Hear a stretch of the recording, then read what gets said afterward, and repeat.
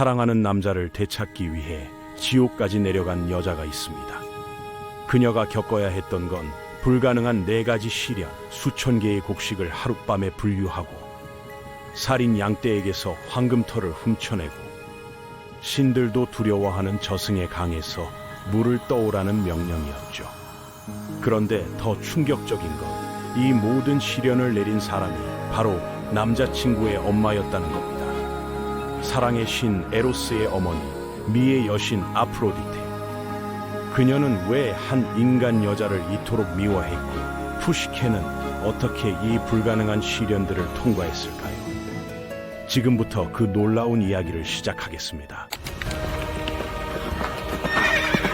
이야기는 푸시케가 절망의 끝에서 시작됩니다. 사랑하는 에로스를 잃고 방황하던 그녀 앞에 나타난 건 수학의 여신 데메테르였습니다. 그런데 데메테르가 제시한 해결책은 충격적이었어요. 아프로디테의 신전으로 가라. 이건 마치 불 속으로 뛰어들라는 말과 같았습니다. 아프로디테야말로 푸시케를 가장 미워하는 존재였으니까요. 왜 데메테르는 이런 위험한 조언을 했을까요? 여기엔 깊은 심리학적 의미가 숨어 있습니다. 진정한 용서와 화해는 회피가 아닌 직면을 통해서만 가능하다는 것이죠. 현대 심리치료에서도 이와 같은 노출 치료를 사용합니다. 두려워하는 대상을 직접 마주함으로써 근본적인 해결을 도모하는 방법이에요. 푸시케가 아프로디테의 신전에 발을 들여놓았을 때 그녀를 맞이한 건 예상했던 그대로의 분노였습니다. 하지만 아프로디테는 푸시케를 쫓아내지 않았어요. 대신 일련의 과제들을 제시했죠. 이건 조건부 용서라고 부르는 심리적 메커니즘입니다. 완전한 거부도 아니고 무조건적인 받아들임도 아닌 특정 조건을 만족시킬 경우에만 관계 회복이 가능하다는 메시지였던 거예요. 첫 번째 시련은 곡식 분리 작업이었습니다. 온갖 종류의 곡식들이 뒤섞인 창고에서 각각을 분류해내는 일이죠. 렌틸콩, 완두콩, 보리, 밀, 귤이, 호밀 등 수십 가지가 섞여 있었는데 이들 중 일부는 익지 않은 상태에서 구별하기가 거의 불가능할 정도로 유사했습니다. 고대 그리스 시대엔 기계적 분류 시스템이 없었으니 모든 걸 손으로 하나하나 골라내야 했죠. 그런데 놀라운 일이 벌어집니다. 에로스가 개미 군단을 보내 푸시케를 도운 겁니다. 개미는 자연계에서 가장 체계적이고 효율적인 분업 시스템을 가진 곤충이에요. 한 마리가 자신의 체중의 50배에 달하는 무게를 들 수 있고 페로몬이라는 화학물질로 서로 소통하며 복잡한 작업을 완벽하게 분담합니다. 수천 마리의 개미들이 체계적으로 움직이며 곡식을 분류하는 모습을 상상해보세요. 일부는 정찰병 역할로 곡식의 위치를 파악하고 다른 개미들은 운반을 담당하며 또 다른 개미들은 최종 분류 작업을 수행했을 겁니다. 이건 현대의 컨베이어 벨트 시스템과 유사한 효율성이었죠. 아프로디테는 분명 당황했을 겁니다. 불가능해 보이는 과제가 너무나 완벽하게 수행됐으니까요. 하지만 그녀는 포기하지 않았어요. 오히려 더욱 어려운 시련을 준비했죠. 이건 매우 인간적인 반응입니다. 자신의 예상이 빗나갔을 때 더욱 강한 도전을 제시하는 경쟁 심리거든요. 두 번째 과제는 황금 양털 수집이었습니다. 그런데 이 양들은 단순한 가축이 아니었어요. 인간의 살을 탐하는 맹수에 가까웠죠. 태양신 헬리오스의 소유였던 이 양들은 순금 같은 빛을 발하는 털을 가졌지만 성격은 극도로 포악했습니다. 뿔은 창처럼 날카로웠고 발굽은 바위도 부술 만큼 단단했어요. 이런 위험한 동물들에게서 털을 얻는다는 건 목숨을 거는 일이었습니다. 하지만 푸시케는 여기서 지혜를 발휘했어요. 강가의 갈대가 속삭인 조언을 따른 겁니다. 정오의 뜨거운 햇살 아래에서 양들이 가장 흉포해지니 그들이 그늘에서 휴식을 취하는 저녁 시간을 기다리라는 것이었죠. 그리고 가시덤불에 걸린 양털을 수집하는 아이디어를 냈습니다. 양들이 매일 같은 길을 지나다니면서 자연스럽게 털이 가시에 걸리게 되고 푸시케는 위험을 무릅쓰지 않고도 필요한 양털을 모을 수 있었던 거예요. 이건 현대 경영학에서 말하는 우회 전략의 고전적 사례죠. 정면 승부로는 이길 수 없는 상황에서 창의적인 해결책을 찾아낸 겁니다. 두 번째 과제마저 성공하자 아프로디테의 분노는 더욱 커져갔습니다. 그녀는 한층 더 위험한 임무를 내렸죠. 바로 스틱스 강의 근원지에서 물을 가져오는 것이었습니다. 스틱스 강은 저승과 이승을 가르는 경계이자 신들도 함부로 맹세할 수 없는 신성한 장소였어요. 그 근원지는 인간이 접근할 수 없는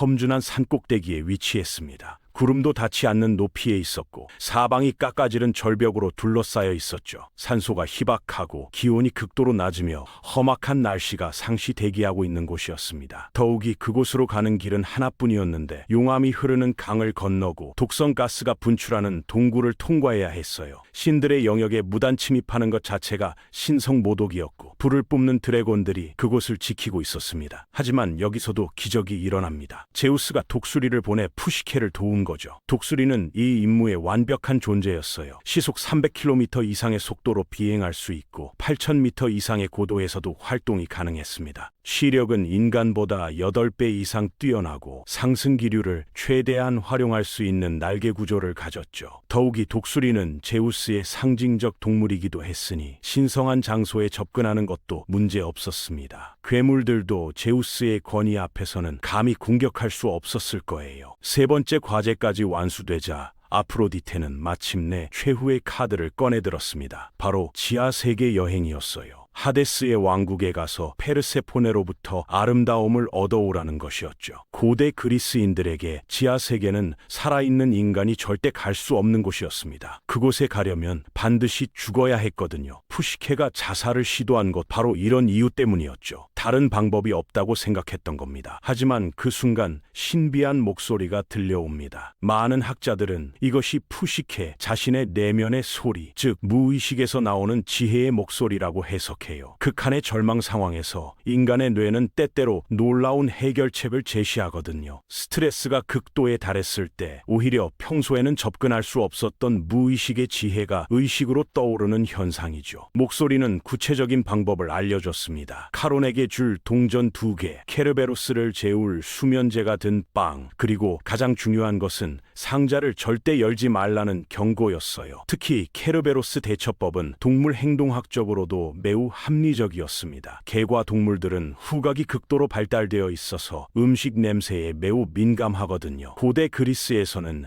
양귀비에서 추출한 아편이나 만드라고라 같은 식물을 수면제로 사용했어요. 만드라고라는 특히 강력한 마취 효과를 가지고 있어서 수술용 마취제로도 사용됐죠. 케르베로스가 빵을 먹고 잠들어 버린 건 충분히 현실적인 시나리오였던 겁니다. 지하 세계에서의 푸시케의 여정은 마치 외교관이 적국을 방문하는 것과 같았습니다. 하데스와 페르세포네라는 절대 권력자들 앞에서 자신의 목적을 정확히 전달하고 협력을 이끌어내야 했거든요. 검은 대리석으로 지어진 건물들과 보석으로 장식된 정원들이 끝없이 펼쳐진 궁전은 상상을 초월하는 웅장함을 자랑했습니다. 흥미로운 건 페르세포네의 반응이었어요. 그녀는 푸시케의 요청을 거부하지 않았습니다. 오히려 흔쾌히 상자의 아름다움을 채워줬죠. 페르세포네 자신도 한때 사랑 때문에 고통받았던 경험이 있었기 때문입니다. 하데스에게 납치되어 지하 세계로 끌려온 그녀는 푸시케의 상황을 누구보다 잘 이해할 수 있었던 거예요. 모든 시련을 성공적으로 통과한 푸시케에게 마지막 위기가 찾아옵니다. 바로 호기심이었죠. 상자를 열어보고 싶은 유혹을 참지 못한 겁니다. 심리학자들은 이를 판도라 컴플렉스라고 부릅니다. 하지 말라고 하면 더욱 하고 싶어지는 인간의 본능적 반응이에요. 푸시케가 상자를 연 순간 나타난 건 아름다움이 아니라 죽음의 안개였습니다. 이건 매우 상징적인 장면이에요. 진정한 아름다움은 외부에서 얻어지는 것이 아니라 내부에서 우러나오는 것이라는 메시지가 담겨 있거든요. 의학적으로 분석해보면 푸시케가 흡입한 안개는 일종의 신경독이나 질식가스 같은 독성 물질이었을 가능성이 높습니다. 이 안개는 레테강의 물에서 증발한 것으로 망각을 가져다주는 동시에 의식을 잃게 만드는 성질을 가졌어요. 푸시케가 의식을 잃고 죽음의 문턱에 다다랐을 때 에로스가 나타납니다. 그리스 신화에서 사랑의 신은 여인들 사이의 감정적 연결을 통해 상대방의 상태를 알 수 있다고 여겨졌어요. 현대 과학의 관점에서 보면 이건 양자역학의 양자 얽힘 현상과 유사합니다. 깊은 사랑으로 연결된 두 사람은 아무리 멀리 떨어져 있어도 서로의 상태 변화를 즉시 감지할 수 있다는 거죠. 에로스는 독성 안개를 푸시케의 몸에서 빨아내어 다시 상자에 넣었습니다.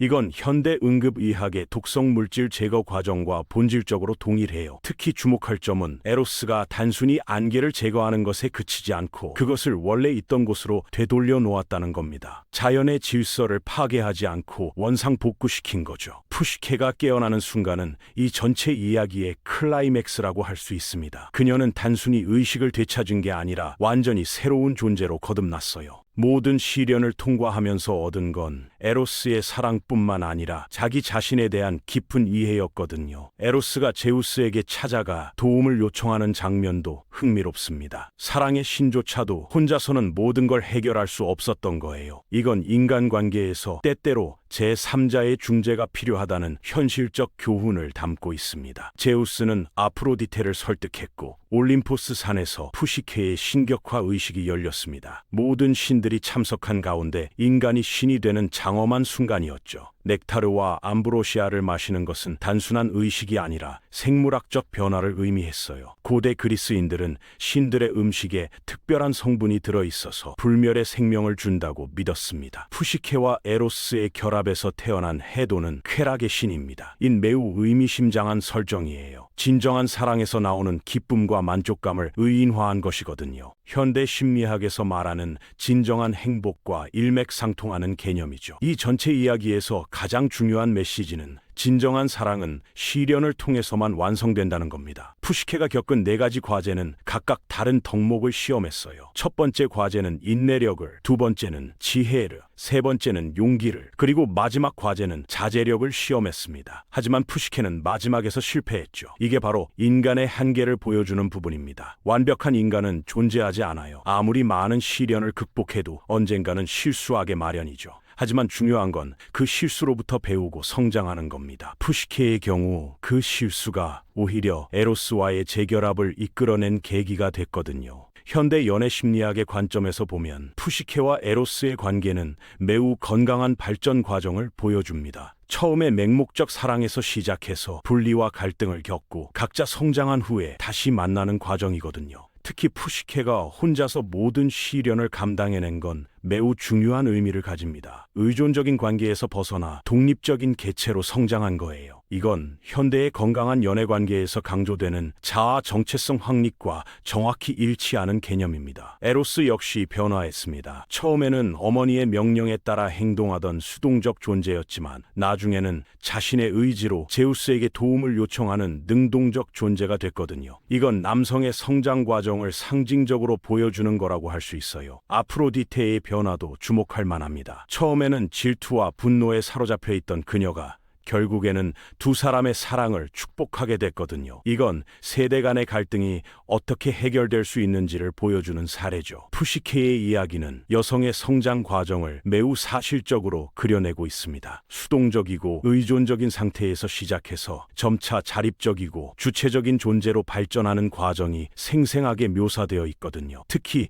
각각의 시련에서 보여준 푸시케의 대응 방식은 매우 인상적이에요. 무력으로 해결하려 하지 않고 지혜와 인내로 문제를 풀어나가는 모습이죠.